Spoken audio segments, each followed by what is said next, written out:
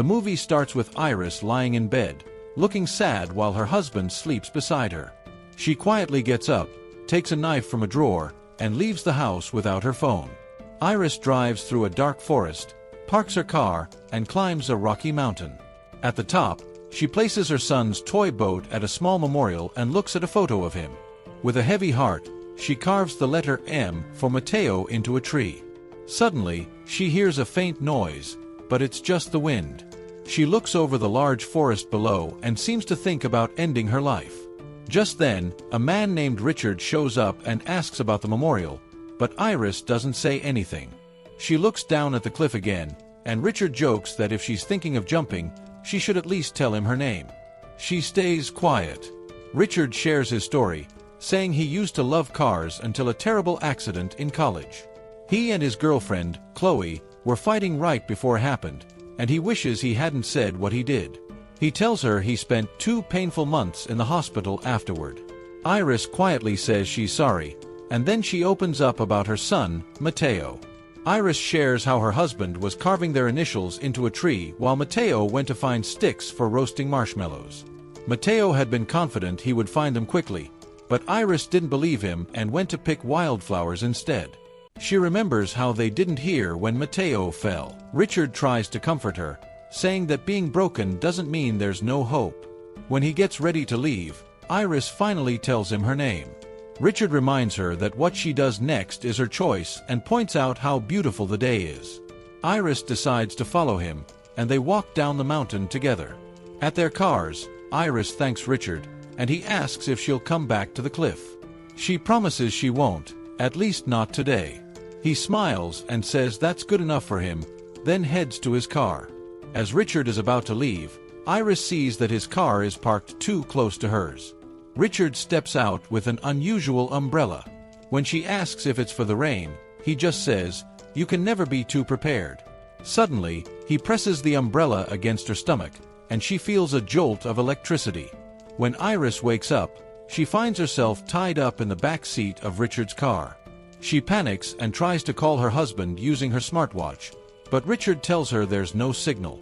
Iris begs him to stop, warning that her husband will come looking for her, but Richard doesn't care. He has heard similar pleas from other women before, and he places a toy boat next to her, which makes her even more scared.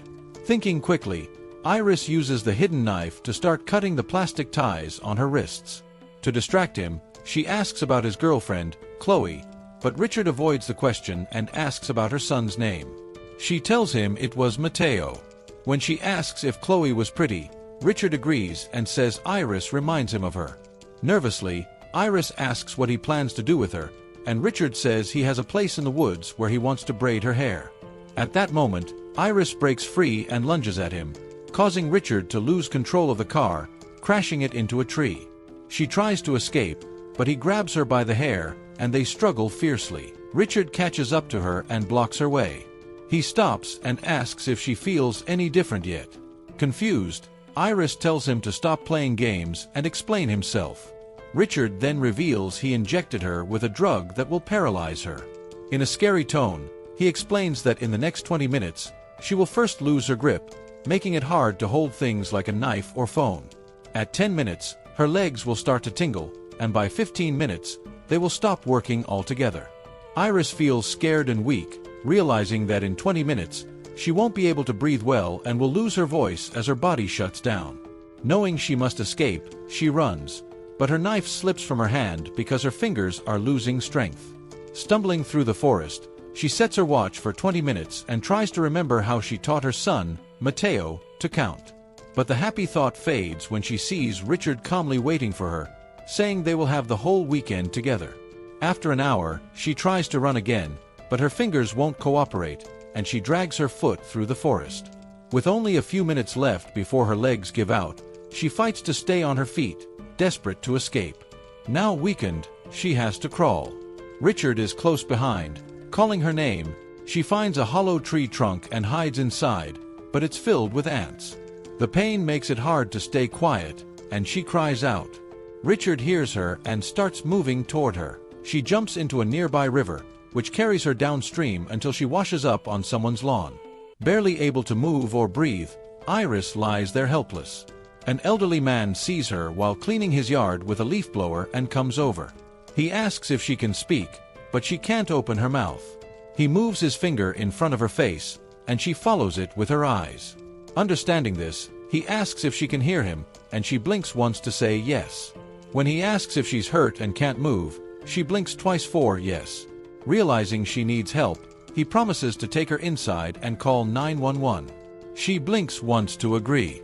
The old man carefully puts her in a wheelbarrow to take her inside. But before he can call for help, there's a knock at the door. Iris panics and blinks rapidly, trying to warn him that whoever's knocking is dangerous, but the old man doesn't understand. He opens the door to find Richard looking messy and pretending to be a worried husband. He tells the old man he's looking for his wife, describing her as short and pretty, and says they were in a car accident. The old man, feeling suspicious, says he will call for help, but Richard steps inside without waiting. Not finding Iris in the wheelbarrow, Richard starts searching. When the old man threatens to call the police, Richard, trying to sound innocent, says he doesn't mind if they come, he just wants to find his wife. The old man sits down and asks Richard's name. Richard lies and says it's Andrew, claiming his wife has mental health issues. He explains that they were arguing, and she crashed the car. As the old man listens, he shares about his own life, mentioning his wife's sudden heart attack and how they missed signs of her health problems. Richard, catching on, replies with a dark saying, "The world takes what it wants." Iris, hiding behind a nearby sofa, hears everything and realizes Richard is twisting her words. The old man asks if Richard loves his wife, and Richard nods, saying yes. Just as the old man is about to reveal Iris's location, Richard's phone buzzes in his pocket. The old man becomes even more suspicious. Didn't Richard say he lost his phone? Richard brushes it off, claiming he's confused from the crash. He presses the old man to tell him where Iris is, and the old man hesitates before lying that she's in the garden shed. Richard doesn't believe him and demands the old man's phone. When Richard looks away for a moment, the old man takes his chance, pushing Richard into a nearby shelf, making him stumble. The old man quickly dials 911, using the distraction to try to get help for Iris.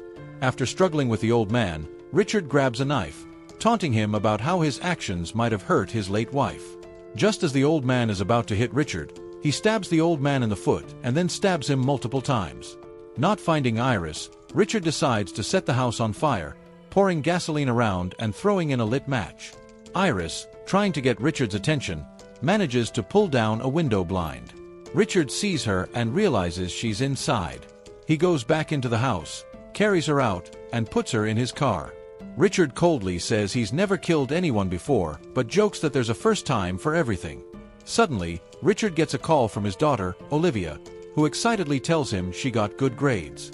She mentions they'll meet him at the cabin, which surprises him. His wife, Lizzie, takes the phone and hints that Olivia needs a change of scenery, making Richard agree. While they drive, the car runs low on fuel, so they stop at a gas station. Richard puts a hat on Iris to hide her face and goes inside to pay. While he's gone, a nearby child taps on Iris's window, reminding her of her son. The child's mother notices Iris looking distressed and feels something is wrong, but before she can help, Richard returns, fills the tank, and drives away. They arrive at the crash site, where Richard gathers things from his car and moves them into the old man's truck. While he's working on his car, a police officer shows up, responding to a tip from the gas station. Richard lies, saying his drunk wife crashed the car. The officer senses something is off and approaches Iris, who desperately tries to ask for help. But Richard suddenly attacks the officer and kills him. Afterward, he sets the car on fire and drives off with Iris. On the road, Iris asks Richard if he's doing all this because of his girlfriend or if he's lost his mind after watching her die. He stops the car and reveals that he actually enjoyed seeing her die.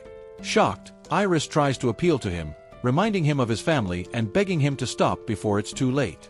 She pleads for him to drop her off, promising she won't tell anyone about him. He laughs and says he isn't broken and that his plan has changed. They arrive at a pier, and Richard, disappointed that their time is cut short, prepares to take Iris onto a boat. She stabs him with a syringe but, still weak, struggles to hurt him. He laughs, saying she hasn't fully regained her strength. Iris, crying, asks why he's doing this when she already tried to end her life. Richard confesses he wanted her to find a reason to live just so he could take it away. As he hogties her and drags her onto the boat, Iris notices a knife on his belt. Through tears, she makes a final request to hold her son's toy boat, which is still in her pocket. Softened by her plea, Richard moves closer. Taking her chance, Iris grabs the knife and stabs him in the neck. She pushes him overboard, watching him struggle in the water. The boat starts to sink, so she dives in and swims to shore. As Richard fights for his life in the water, Iris watches and finally thanks him for giving her a reason to live. Then, she walks away, leaving him to his fate.